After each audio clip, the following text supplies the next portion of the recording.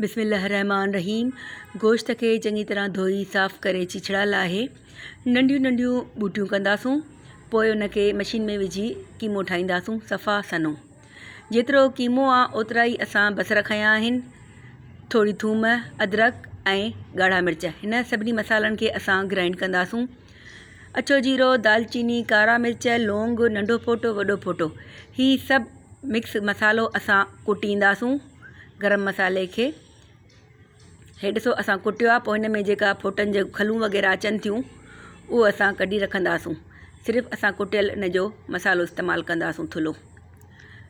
पोइ हिकु बाउल में कीमो थियल गोश्त विझी उन में विझंदासूं जेको बसर, थूम, अदरक ऐं साओ मिर्च या ॻाढ़ो मिर्च असां ग्राइंड कयो आहे उहा पेस्ट, ऐं उन सां गॾु शामिलु कंदासूं कुटियल गरम मसालो, पीठल धाणा, ॻाढ़ा मिर्च ऐं लूणु।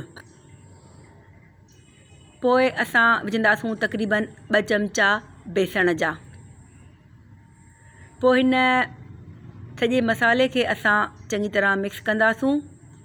पोइ मिलियल मसाले खे असां हिकु पेन या पेंसिल जी मदद सां हथ ते रखे असां कबाब ठाहींदासूं।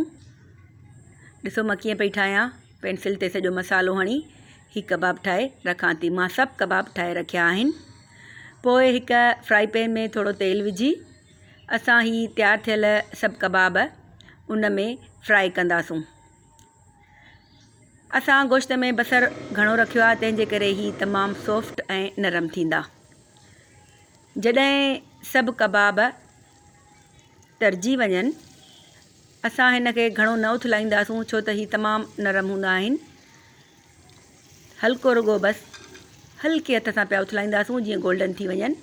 जॾहिं कबाब चारो तरफ़ तरजी वञनि पोइ लाहे हिकु प्लेट में रखंदासूं ऐं मथां चाट मसालो हणी